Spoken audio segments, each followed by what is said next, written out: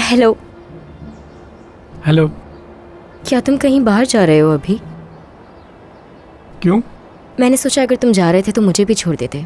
इसके लिए कहीं जाने की जरूरत नहीं, मैं आपको छोड़ सकता हूँ। क्या सच में? बिल्कुल।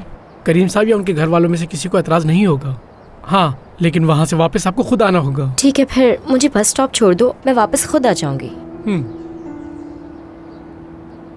सुनो मेहमद,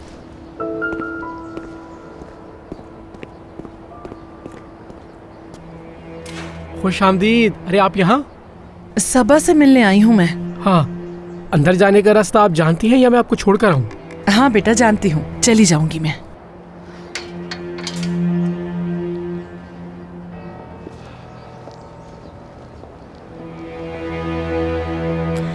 बात सुने,